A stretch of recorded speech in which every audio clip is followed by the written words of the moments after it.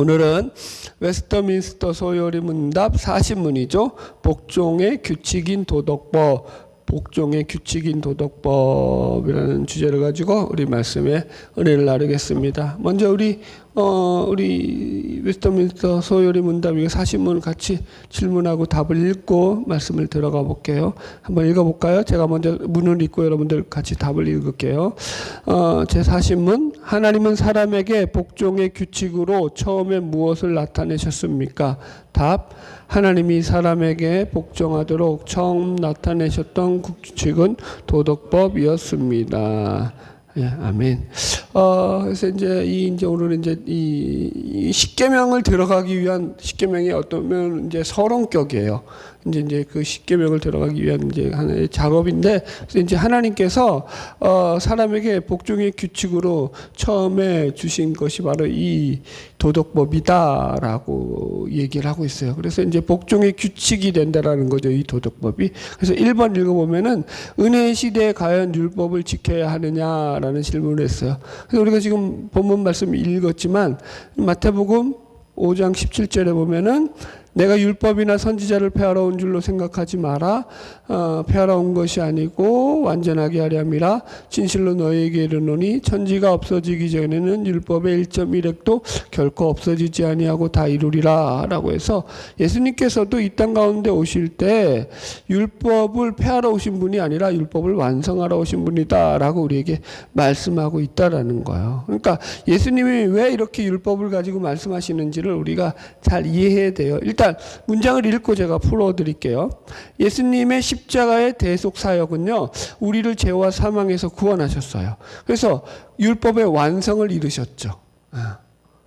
자, 그래서 율법의 완성이라는 게 뭐냐면은 죄의 문제를 해결하는 거예요. 하나님과의 화목된 관계를 이루고 하나님의 의를 이루는 것이 율법의 완성이죠. 이게 뭐로 완성됐다고요?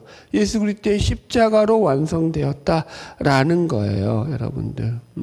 그러니까 이 문제는 결국 이런 거예요. 우리가 율법을 완성하는 데 있어서 우리의 어떤 노력이나 결단으로 이루는 것이 아니라 예수 그리스도의 십자가로 그것이 이루어지게 하셨다라는 거예요. 그래서 우리는 이것을 뭐라고 말하냐면 은혜라고 얘기해요. 지금 예수님께서 그래서 율법을 완성하러 오신 분이라는 건 이런 거예요. 예수님이 오심으로 말미암아 우리가 하나님과 화목하게 되는 거죠. 내가 율법을 지켜서 하나님과 화목한 게 아니라, 이제 뒤에 가서 이제 더 자세히 나눌게요. 자, 2번, 율법의 행위로 의롭게 되지 못한다. 그래서 율법에 잠깐 써드릴게요. 그러니까 율법을 잘못 이해하는 가장 두 가지 대표적인 사상이 있죠. 첫 번째가 뭐라고 했어요? 율법주의. 이거 율법주의로 말미암아서 보세요. 그러니까 율법으로 내가 의를 행해서 내가 구원을 이루는 거예요. 자기 의를 이루는 거죠. 구원에 이룰 수 있어요, 없어요? 그러니까 율법주의가 가장 큰 문제 중에 하나죠. 그럼 또 하나의 율법을 잘못 이해하는 대표적인 게 뭐냐면은 율법 폐기론자들이에요. 율법 폐기론, 그러니까 약간 세대주의 신학을 하는 사람들이 이런 경향이 있어요. 꼭 그렇다는 게 아니라 세대주의가 세대를 나눠서 평가를 하는 거거든요. 율법의 시대가 있고 은혜가 시대가 있다. 그래서 이 율법이 필요 없다. 은혜의 시대. 지금 우리가 주제로 다뤘듯이 제일 1번 주제로 다뤘듯이 그렇게까지 가는 거예요.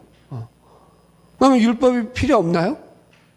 그럼 예수님이 율법을 폐하는 게 맞지요. 근데 예수님은 율법을 폐하신 게 아니라 율법을 완성하셨다고 하잖아요. 그러니까 이 부분에 대해서 이제 제가 계속 오늘 설명해 나갈 거예요. 그래서 왜 이제 이 율법 폐기론자들이 왜 여기에 빠지냐면은 성경에 말하는 율법의 부정적인 내용을 잘못 이해했기 때문이죠.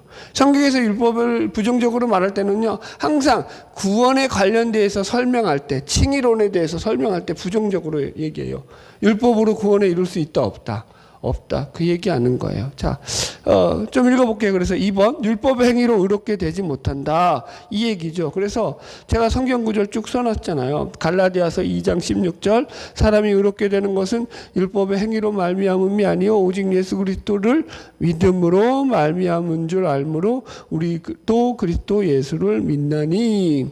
그래서 로마서 3장 20절도 그러므로 율법의 행위로 그의 앞에 의롭다 하심을 육체가 없다. 사람의 의롭다 하심을 얻는 것은 율법의 행위에 있지 않고 믿음으로 되는 줄 우리가 인정하노라. 그래서 성경은 이런 이야기를 통해 가지고 율법으로는 우리가 행위로 의롭게 될 수 없다라고 얘기하는 거예요. 그러니까 이런 거예요. 인간이 구원을 얻는 방법인 이 칭의의 문제에 있어서는 율법과 은혜가 서로 반대에 서 있어요.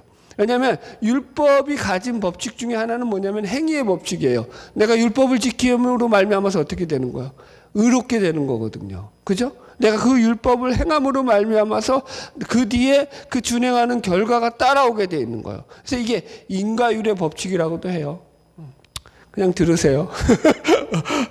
이건 나중에 한번 다시 설명할 때. 그러니까 그래서 막 신명기 가면은 순종이 없으면 축복도 없다. 그죠? 이렇게 나오는 거 아니에요. 그러니까 이제 은혜는 그런데 그게 아니죠. 우리의 어떤 자격과 조건에 근거하지 않고 오직 하나님의 크신 사랑과 은혜에 근거해서 그것으로 말미암아 우리가 구원을 받았다라고 하죠. 그래서 은혜에서는 절대 우리의 공로가 들어갈 자리가 있어요, 없어요? 없죠. 그래서 칭의를 말할 때는 이 율법과 은혜가 반대되는 성격을 가지고 있기 때문에 이렇게 얘기하는 거예요. 그래서 성경은 율법이 문제가 아니라 율법을 행함으로 자기를 의롭다고 여기는 이런 율법주의를 비판하는 거예요. 그러니까 율법 자체와 율법주의를 구분할 필요가 있다. 3번 율법은 하나님이 기뻐하시는 뜻을 계시하며 거룩하고 의롭고 선하다. 성경에서 율법이 약하다고 하는 구절은 하나도 없어요. 그죠? 여기 로마서 7장 12절도 이로 보건대 율법은 거룩하고 계명도 거룩하며 의로우며 선하도다. 율법이 문제가 있는 게 아니죠. 율법을 지킬 수 없는 인간의 죄가 문제죠. 인간 자체가 문제인 거죠, 사실은. 그래서 율법 자체도 다 하나님의 말씀으로 악할 수가 없는 거예요. 넘어갈게요. 4번. 제가 이제 도덕법의 그 뿌리가 되는 율법을 먼저 여러분들에게 다뤄드리는 거예요. 이해하시겠죠? 지금? 그래서 율법의 목적이 뭐냐면 율법을 지켜서 구원받는 용도가 아니라 구원받은 신자가 하나님의 기뻐하시는 뜻을 따라 살기 위해 필요하다. 하나님은 이들에게 구원의 조건으로서 이러한 율법을 주신 것이 아니다. 오히려 그들을 애굽 땅에서 구원하여 내신 다음에 구원받은 백성들을 향해서 축복 가운데 베풀어 주신 은혜가 바로 율법이다. 그래서 율법도 큰 범주로 볼 때 하나님의 은혜에 속한다. 이것을 행함으로 말미암아 구원을 받으라고 주신 것이 아니라 구원받은 백성들에게 그들이 받은 은혜를 소멸하지 않고 계속 받아 누리는 은혜의 수단으로서 주신 것이 율법이다. 이렇게 정리를 했어요.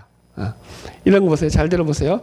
제가 그래서 지금 신명기 28장에 나오는 축복의 내용과 율법이 주어지기 이전에 하나님께서 축복하신 내용들을 갖다가 비교를 해서 지금 도표로 만들어 놨죠. 표로. 무슨 얘기인지 알겠죠? 그러니까 신명기 28장에 나오는 복들과 율법 이전에 약속된 복들의 이게 보세요. 그 특징이 뭐냐면 신명기 28장에 나오는 복들은 뭐예요? 네가 이 모든 말씀을 듣고 순종하면 네가 복을 받는 거야. 순종을 통해서 받는 복이라고 얘기하고 있죠. 그러나 보세요. 율법 이전의 복들은 다 어떤 복이에요? 너가 어떤 일을 행하고 순종하기 이전에 네가 어떤 일을 행하기 이전에 하나님이 은혜로 말미암아서 너에게 약속하긴 복들이야 라는 거예요. 자, 그러면 이 복들이 같아야 돼요? 달라야 돼요? 이해하시겠어요? 순종해서 받는 복이 더 어떻게 돼요? 우리가 생각할 때는 클 것 같죠? 자, 율법을 순종함으로 해서 받는 복은요, 내가 말씀을 지켜 행해서 받는 복이니까 내 어떤 노력과 수고와 정성이 들어가잖아요. 의지가 담겼잖아요. 그러니까 내가 노력한 만큼 복이 더 커야 돼요? 안 커야 돼요? 공짜로 받는 것보다는 더 커야 될 거 아니에요. 우리는 그렇게 생각하잖아요. 그러면 신명기 28장에 나오는 복과 이 신명기 28장에 나오는 복 이전에, 율법을 주어지기 이전에 나오는 복들의 내용은 달라야 돼요, 같아야 돼요? 우리가 생각할 때는 일반적으로 달라야 된다고 생각한다고요. 그럼 과연 다르냐라는 거예요. 확인해 볼게요. 자, 한번 이거 찾아가 볼까요? 신명기 28장 가보세요. 신명기 28장. 신명기 28장은 그러니까 이 율법을 받고 난 뒤에 그 율법을 지킴으로 말미암아서 너희가 받을 복이 이렇다, 가나안 땅에 들어가서 받을 복이 이렇다라고 기록한 것들이에요. 자, 같이 읽어볼게요. 첫 번째 28장 1절 보세요. 첫 번째 복이 뭐냐면 민족의 복이에요. 민족의 복. 자손의 복이라고도 말하는데 같이 읽읍시다. 신명기 28장 1절. 신명기 28장 1절. 시작. 내가 내 하나님 여호와의 말씀을 삼가 듣고 내가 오늘 내게 명령하는 그 모든 명령을 지켜 행하면 내 하나님 여호와께서 너를 세계 모든 민족 위에 뛰어나게 하실 것이요. 보세요. 말씀을 지켜 행하는 그 순종함으로 말미암아 주어지는 복이 첫 번째가 뭐예요? 너를 세계 모든 민족 위에 뛰어나게 하실 것이다. 민족에게 복을 준다라는 거예요. 그죠? 이건 그런데 아브라함에게 약속하신 복이요, 이 복과 똑같아요. 율법이 주어지기 이전에 아브라함 400년 전의 사람이잖아요. 보세요. 창세기 12장 2절. 내가 너로 큰 민족을 이루고 내 이름을 창대하게 하리라. 민족의 복이 나와요. 너를 통해서 큰 민족 이루게 하겠다. 이거보다 더 멋있게 나와요. 창대하게 하겠다. 내가 엄청 널 높일 거야. 그렇게 나와요. 자, 두 번째, 자녀의 복이에요. 여기 2절에도 보면은 내가 내 하나님의 말씀을 천종하면 모든 복이 내게 임하여 내게 이르노니 성읍에서도 복을 받고 들에서도 복을 받을 거며 내 몸의 자녀와 토지 소산이 복을 받을 것이고 이렇게 나오잖아요. 그러니까 자녀의 복이 있다고요. 그죠? 자, 그럼 보세요. 하나님께서 아브라함과 이삭에게 약속하신 자녀의 복이 있을까요? 없을까요? 이거보다 훨씬 더 자세하게 나와요. 자녀의 복은. 창세기 22장 17절. 내가 내게 큰 복을 주고 내 씨가 크게 번성하여 하늘의 별과 같고 바닷가의 모래와 같게 하리니 내 씨가 그 대적의 성문을 차지하리라.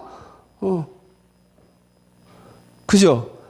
바닷가에 모래 같고 하늘에 별과 같이 네 자손들 엄청나게 흩뿌려 주겠다. 자손의 복이 나오죠. 그죠? 같아요, 달라요? 오히려 여러분들 보세요. 은혜로 주어진 복이 더 크면 컸지 작진 않아요. 이쪽이 더 커요? 내가 노력해서 얻는 복이 더 커요? 어느 쪽이 더 커요? 은혜로 주어지는 복이 더 크죠? 똑같거나 이해하고 따라오시죠? 네.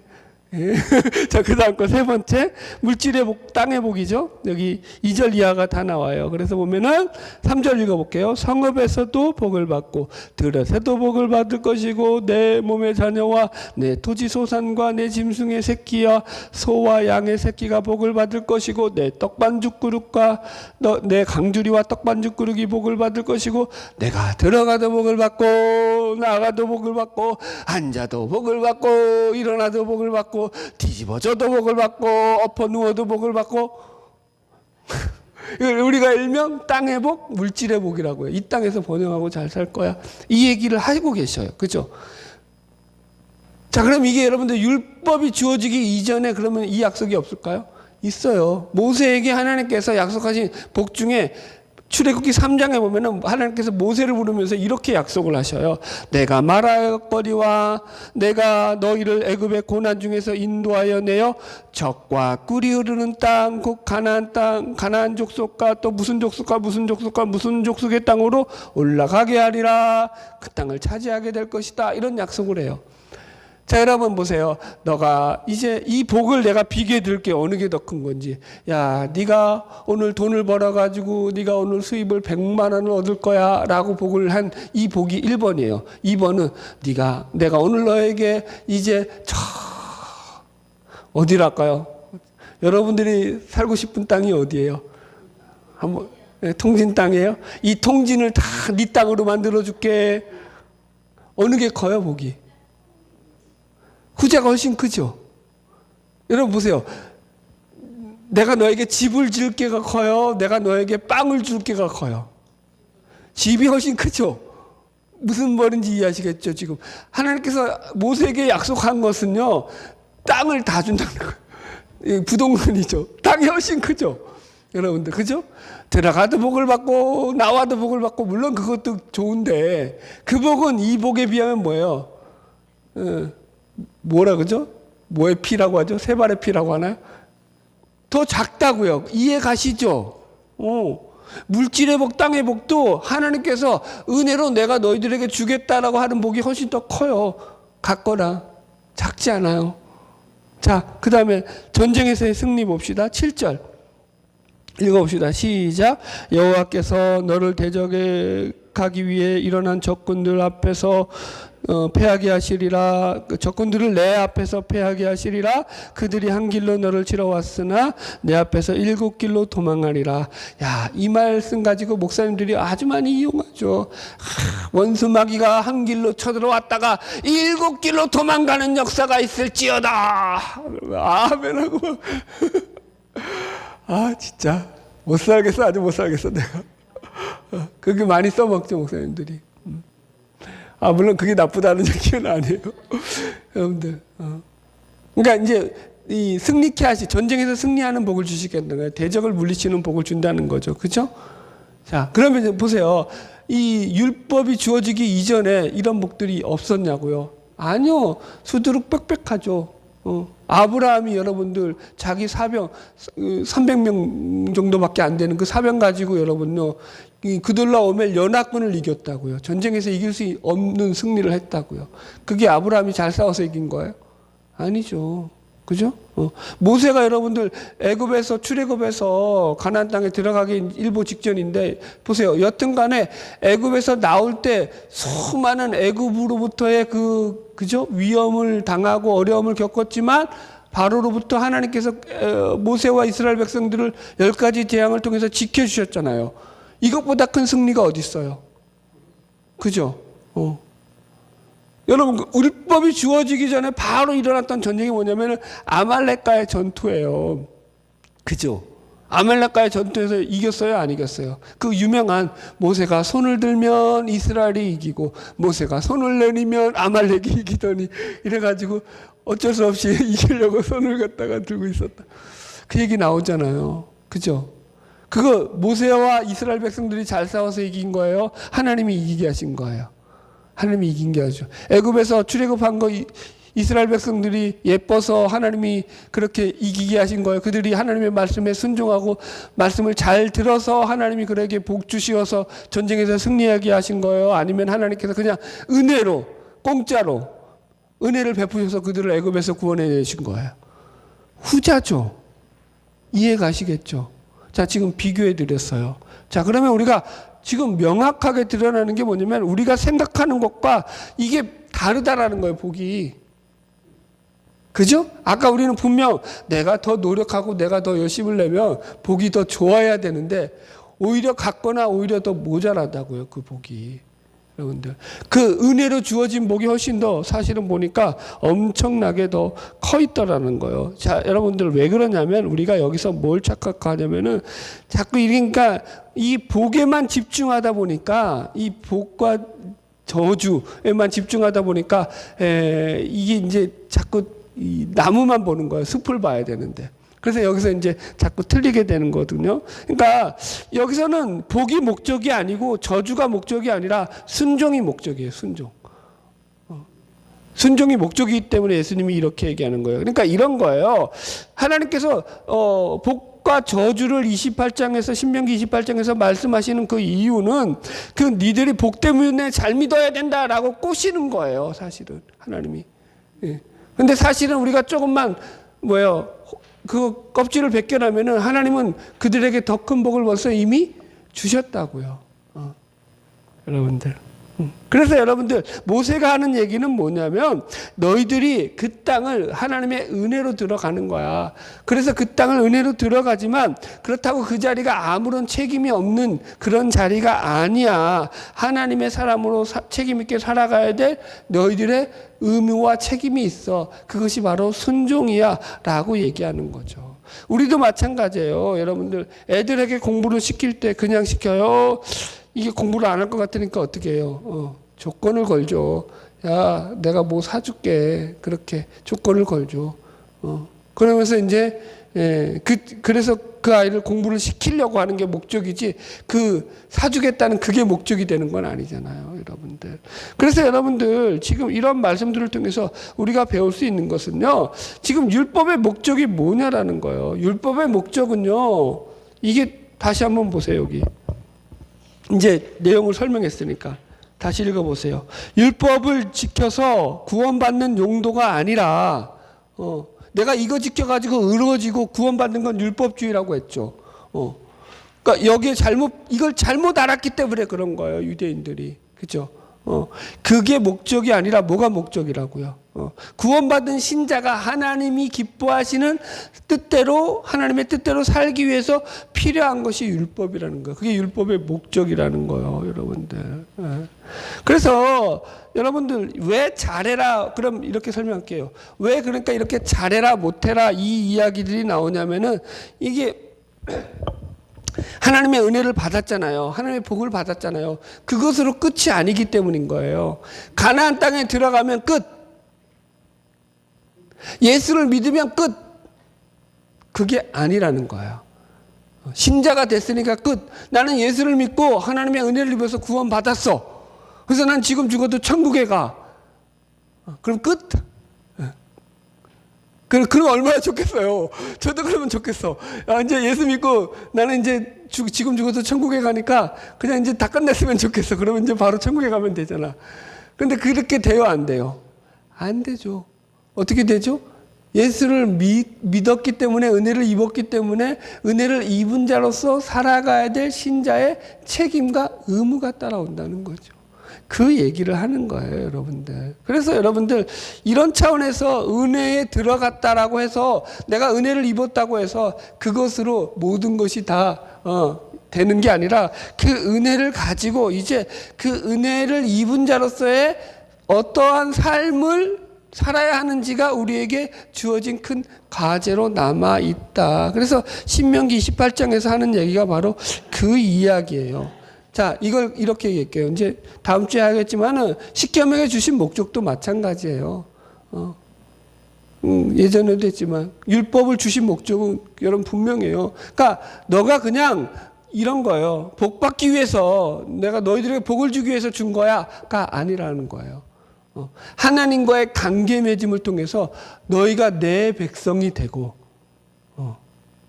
너희가 제사장 나라가 되어서 모든 민족 가운데서 나를 증거하게 하기 위해서, 하나님을 증거하게 하기 위해서 하나님 우리에게 이런 것들을 주셨다라고 이야기하는 거예요. 그러니까 진정한 복이 뭐라고요? 결국은 하나님과의 관계 맺음으로 세워지는 것이다. 여러분 이게 율법만이 아니라 그래서 우리 신자의 신앙생활의 모든 영적 원리에서도 동일하게 적용이 돼요. 그래서 신앙이라는 것은요 늘 설명하잖아요. 1차적으로 우리가 어떤 무슨 행위를 하고 무슨 정성을 들이고 무슨 공력을 쌓아서 우리가 하나님 앞에 어떤 우리 제스처를 행했기 때문에 하나님이 우리에게 은혜를 베풀어 주시고 구원을 주신 것이 아니라, 그게 신앙이 아니라, 신앙은 여전히 내가 아무런 자격도 없고 실력도 없고 나는 죽을 죄인이고 나는 부족함에도 불구하고 하나님이 나 같은 죄인을 구원하여 주시는 큰 은혜를 베풀어 주셨기 때문에 그 은혜로 말미암아서 이제 은혜를 입고 살아가는 삶을 사는 것이 신앙이라고요. 그래서 신자의 삶에는 항상 뭐가 있어요? 감사가 있다고요. 감사가. 여러분들이 신앙이 자란다는 건 그거예요. 환경 가운데서 채워지지 않는 많은 그런 것들이 있음에도 불구하고 하나님 앞에 그 감사가 점점점 커져가는 거예요. 줄어들지 않는 거예요. 그런 경험을 하고 살아가는 거예요. 아이고, 딱 되라 우리 목사님. 세상을 살아봤어야지. 나가서 돈 벌어봤어야지. 고생을 해봐야지 알지. 그럼 제가 할 말이 없긴 한데 여러분 아니라니까요. 내가 세상에서 고생하고 힘들게 살아도 그 힘들게 삶 속에서도 하나님의 은혜가 내 안에 얼마나 크게 임하는지가 보여진다고요. 예전에 하던 그런 일을 생각하는 방식과 은혜를 통해서 하나님 앞에 반응하는 방식으로서 내가 변화된 삶이 완전 다르다. 예. 할렐루야. 아, 이거 1번에 너무 길게 뺐네요. 제가 이렇게 길게 할 게 아닌데. 여러분들이 이해를 하는 표정을 줬어야지 내가 빨리 끝냈을 거 아니야. 못 알아들어가지고 전부 다 이게 뭔 말인가 해가 있으니 내가 이걸 진도를 뺄 수가 있어야지. 어떻게 이제 조금 이해는 됐죠 이제. 그러니까 율법 자체를 갖다가 오해하지 말아라. 그러니까 이게 자꾸 이게 신명기 28장이 왜 제가 자꾸 끄집어내냐면 자꾸 이거 행위주의자들은 너희들이 이렇게 해야지 복을 받는 거야. 너희들이 이렇게 안 살았기 때문에 복을 못 받는 거야. 유대인들도 마찬가지잖아요. 율법주의자들은 니들이 그렇게 안 살았기 때문에 복을 못 받는 거야. 니들이 하나님 말씀에 순종을 안 했기 때문에 복을 못 받는 거야. 그건 맞죠. 맞는데 반만 맞은 거라고요. 그죠? 더 큰 건 뭐예요? 내가 뭘 하고 안 하고 전에 하나님이 나에게 엄청난 은혜를 부어주시는 거예요. 은혜도 못 받는데 무슨 순종을 해요? 하나님을 모르는데 무슨 하나님의 말씀에 순종을 해요? 안 그래요? 내가 하나님을 몰라요. 그런데 거기다가 하나님이 순종하라 한다고 순종하겠어요? 그 순종하면 어떻게 되는 거예요? 이상한 거지. 그 제정신이 아는 거지. 하나님이 그거는 순종을 우리에게 요구하실까요? 제가 믿는 하나님은 그런 적이 없어요. 그러니까 이제 목사님들이 그렇게 가르쳤지. 너 이렇게 해야지 복 받는다. 너 이렇게 신앙생활 해야지 너가 복을 받는다. 11조로 해야지 너가 물질의 복을 받고. 아유 진짜. 그 차원 아니라고요. 신앙은 그 차원이 아니에요. 2번 40-2 율법의 구분, 도덕법, 의식법, 시민법. 그래서 이제 이 율법을 통해서 이 율법 안에 세 가지 법이 있다는 거예요. 도덕법이 있고 의식법이 있고 시민법이 있다라는 거예요. 그래서 첫 번째 이 도덕법은 사람이 어떻게 살아야 하는가에 대한 하나님의 뜻이라는 거예요. 그래서 1. 하나님께서 아담과 하와의 마음에 하나님의 법을 기록하시고 그 법을 행할 능력을 주셨다. 웨스터민스터 신앙고백 4장 2항에 나오는 거예요. 그래서 하나님께서 선악을 알게 하는 나무의 실과는 먹지 말라라고 명령을 하시는 게 왜 명령을 하셨냐면은 태초의 아담과 하와는요 이 명령을 받았을 때 자기 자유의지로 완전하게 이 법을 지켜 행할 수 있는 자유의지가 있었다고요. 이걸 완전한 자유의지라고 해요. 신앙적으로 옛날에 했었죠. 그러니까 이걸 따먹을 자유도 있고 안 따먹을 자유도 있어요. 하나님의 명령을 받아서. 지금은요 보세요. 지금의 우리 인간의 자유의지와 다르다고 했어요. 죄를 짓고 난 뒤에 인간의 자유의지는 보세요. 내가 죄를 안 지을 의지도 있고 죄를 지을 의지도 있다. 이렇게 생각하잖아요. 우리는. 그죠? 그런데 신학적으로는 그게 틀렸다는 거예요. 예수님을 모르고 하나님을 모르는 자연인은요. 아예 죄를 안 지을 자유의지가 존재하지 않아요. 왜요? 죄라는 게 뭐예요? 하나님과의 단절이기 때문에. 하나님을 없이 살아가지. 여러분들 뭐라 그럴까요? 이제 세상 사람인데 하나님을 안 믿는데 하나님에 대해서 관심이 있어요. 그래가지고 자기 지식적인 이성적인 학문의 영역 속에서 막 하나님을 알고 지식적으로 공부를 해가지고 막 유튜브 보니까 막 그런 거 올리는 애들이 있어요. 막 젊은 애들 중에서도. 그럼 그게 맞을까요? 틀릴까요? 틀려요. 왜 틀릴 수밖에 없죠? 하나님 모르니까. 그러니까 자기가 믿고 싶은 하나님, 팀킬러 목사님이 말하듯이 내가 만든 신을 만들어가지고 하나님은 이런 존재라고 해가지고 자기 이성에 가둬놓고는 그렇게 하나님을 믿게 만들려고 하니까. 그러게 이런 하나님이어야지 내가 믿을 만해라고 생각하니까. 얼마나 여러분 좁아요. 생각들이. 그런데 그렇게 하나님을 믿고 있다고요. 예, 오늘 진도 빼야 되니까 넘어갈게요. 자, 이 모든 사람의 본성에 하나님의 법이 기록되어 있다. 양심의 법이라고 했죠. 질문. 그래서 복음을 이 도덕법 안에 있는 걸 얘기하는 거예요. 도덕법 안에 이 양심의 법이 있어요. 복음을 한 번도 들어보지 못하고 죽은 사람은 어떻게 되느냐? 예를 들어서 이순신 장군은 어떻게 되느냐? 답이 뭐죠? 맞아요. 우리가 알 수 없어요. 저 같으면 이순신 장군은 천국 보내죠. 저 같으면 내가 하나님이 있냐 그 정도 위인인데 안 보내면 되겠어요. 그러면 사람들한테 욕 먹죠. 근데 저는 하나님이 아니에요. 그래서 저는 보내고 싶어도 저에겐 권한이 없고요. 여튼 우리는 알 수 없다. 그러나 어쨌든지 하나님이 주신 이 양심의 법에 의해서 그도 심판을 받는다. 로마서 2장 14절. 율법 없는 이방인의 본성으로 율법의 일을 행할 때는 이 사람은 율법이 없어도 자기가 자기에게 율법이 되나니 이런 이들은 그 양심이 증거가 되어서 그 생각들이 서로 혹은 고발하며 혹은 변명하여 그 마음에 새긴 율법의 행위를 나타내느니라. 이렇게 나와요. 그러니까 무슨 얘기냐면은 하나님이 이 율법이 없어도, 그러니까 이 법이라는 것은요, 인간의 뭐라 그럴까요? 사회가 만들어지고 문명이 만들어지면서 그 안에서 사회 질서를 유지하기 위해서 생겨나는 법들이잖아요. 함무라비 법정 같이. 그죠? 그러니까 이런 법들이 성문화된 법이 있기 전에 어떤 법이 존재했다고요? 그 법을 만들어주는 우리 마음속에 기본적인 그 양심이 있다고요. 그 양심의 법이라고 한다고 그게. 그래서 그 양심을 하나님이 우리에게 주셨기 때문에 그 양심을 통해서 선악을 판단하는 도덕의 기준이 된다고요. 이건 여러분들 인간이면 누구나 가지고 있어요. 자, 예를 들어. 여러분도 여러 번 예를 들었지만 저 북한의 공산주의가 나쁘잖아요. 그럼 여기에는 도덕법이 존재해요, 안 존재해요? 나쁘니까. 안 존재해요? 존재한다고요. 살인하면 어떻게 될까요? 걔네들도 다 죽여요.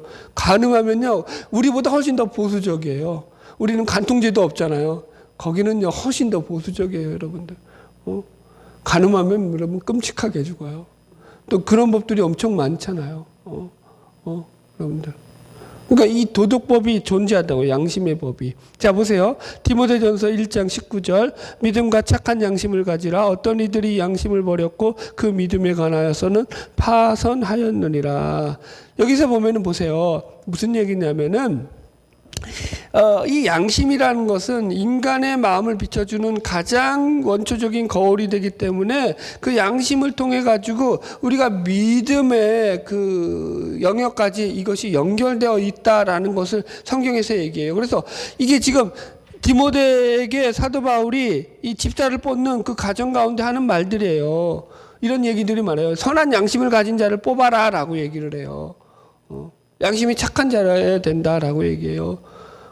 그래서 보세요. 믿음과 뭘 가지라고 말하고 있어요? 착한 양심을 가져라. 그죠? 믿음만 가지면 되지. 교회에서 무슨 양심이 뭐 필요해. 안 그래요? 이제 눈치가 빨라가지고 안 넘어와. 내가 너무 고수로 키웠어. 아니에요. 믿음 플러스 양심이 필요하다고요. 선한 양심, 착한 양심.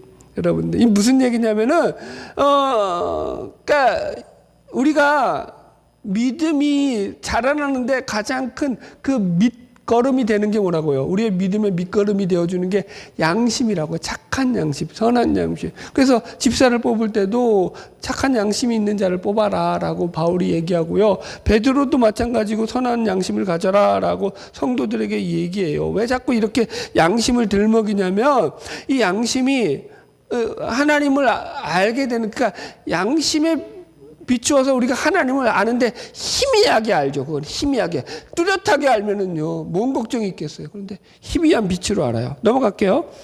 3번 제가 읽었는데 또 읽어드릴게요. 양심은 인간의 선악을 비춰주는 가장 원초적인 거울이 되는 것이 바로 이 양심이고, 이 양심을 통해서 심판자 하나님에 대해서 희미하게 알아요. 완전하게 몰라요. 왜 양심이 희미하냐면 이 양심은요, 상황과 문화와 개인의 어떤 그 성정과 역사와 어떤 조건에 따라서, 환경에 따라서 바뀔 수 있을까요? 없을까요? 바뀌어요. 그래서 그런 거예요. 여러분들 왜 바뀌자면은 이게 양심이 문제가 아니라 환경 속에서 인간은요 본능적으로 생존권이 있어요. 살아남아야 되기 때문에 살기 위해서 양심도 거기에 따라서 변화가 된다고요. 그래서 이게 희미한 빛이라고 법이라고 얘기하는 거죠. 자, 넘어갈게요. 몇 번이죠? 4번. 도덕법은 사람이 만든 것이 아니라 하나님이 당신의 거룩한 속성을 따라 사람들을 위하여 주신 것이므로 시대와 장소를 불문한 영원한 법이다. 예. 그러니까 하나님의 사랑이라든가 거룩이라든가 인자와 같은 속성들을 나타내는 도덕법은 신자들을 하나님의 진리로 이끄는 빛과 등불이며 길과 같다라는 거예요. 제가 얘기했잖아요. 그래서 마태복음 23장에 나온 11조 이야기도 마찬가지로 그게 11조의 본질 속에 담겨져 있는 게 뭐라고요? 하나님이 도덕적으로 우리에게 주신 도덕법이죠. 하나님의 긍휼과 그죠? 정의와 믿음 이런 것들이죠. 예. 5번 넘어갈게요. 십계명은 율법으로 주어지지만 도덕법으로서 제4계명 안식일 규례를 좀 예외라고 할지라도 그 안에서 우리 인간들의 삶의 규칙이 되는 분명한 하나님의 뜻이 담겨져 있다. 이제 드디어 십계명이 나오죠. 예를 들어서 십계명에 나오는 안식일 규례와 같은 경우 그 의식과 의례 자체는 폐기될지언정 그 계명 안에 담겨져 있는 율법의 정신은 영원히 사라질까요? 안 사라질까요? 사라지지 않는다. 예. 이 도덕법이에요. 그래서 이제 우리가 도덕법으로서의 십계명에 대해서 다음 주부터 본격적으로 다룰 거고요. 이 율법 안에 있는 나머지 두 가지 법은 간략하게 정리했어요. 두 번째가 이제 의식법이에요. 그러니까 율법이 하나님의 은혜로 예수의 십자가로 말미암아 폐하여졌다 할 때 이 폐하여진 건 뭐라고요?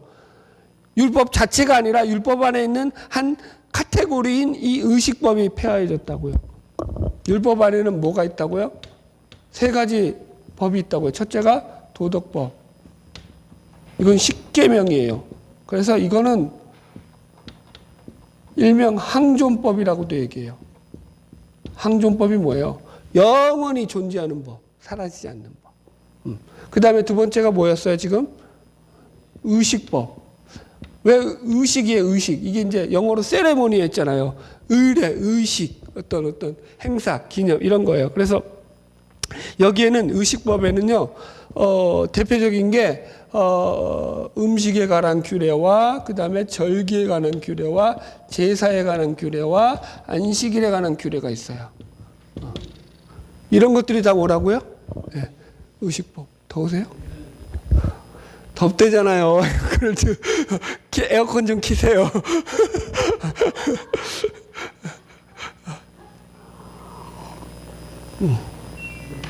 예, 웃자는 얘기였습니다. 예. 이해하셨죠? 예, 그러니까 이 의식법은요, 그래서 그래요. 할례도 마찬가지죠. 그러니까 상당히, 그러니까 이 율법 안에는 의식법이 많은 비중을 차지하고 있어요. 그러다 보니까 이 의식법을 통해 가지고 어떻게 되는 거예요? 사람들이 이거 법을 지킴으로 말미암아서 하나님을 잘 믿는 것처럼 여기죠. 교회도 마찬가지예요. 그런 의식법들이 여전히 교회 안에도 있어요. 예, 예. 그러나 이 법들은 다 어떻게 됐다고요? 폐기가 되었어요. 자, 써놓으세요. 에베소서 2장 14절로 15절. 에베소서 2장 14절로 15절. 여기 뒤에 써놨네요. 여기 쭉 읽어드릴게요. 예, 의식법 1. 예, 이스라엘 백성은 의식법을 지킴으로써 구원을 얻지 않았다.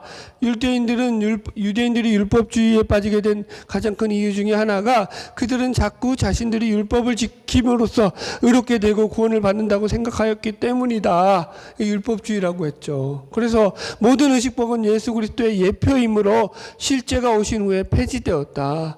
그죠? 이 의식법들은 전부 다 여기에 뭐가 들어가 있는 거예요? 예수 그리스도의 예표로서 예수 그리스도의 대속의 사역에 대한 모형들이 다 들어가 있는 거예요. 제사, 특별히 대속의 죽음. 그죠? 그래서 이 의식법은 예수님의 십자가의 구속사건에 대한 모형으로 그 율법의 원형이신 예수님이 이 땅 가운데 오심으로 이 법들은 폐기되었다. 자, 그래서 에베소서 2장 14절로 15절 제가 써놨죠. 그는 우리의 화평이신지라 둘로 하나를 만드다 원수된 것 곧 중간에 막힌 담을 자기 육체로 허시고 법조문으로 된 계명의 율법을 폐하셨으니, 이게 예전 개역성경에서는 법조문이라고 안 하고 의문에 속한 율법을 폐하셨으니 이렇게 나와요. 의문에 속한 법, 의식법이라는 거예요. 의문법, 의식법. 이는 이 둘로 자기 안에 한 사람을 지어 화평하게 하시고. 이해하셨죠? 네. 넘어갈게요. 갈 길이 멀어요. 3번 이제 시민법이 나왔어요. 세 번째가 시민법.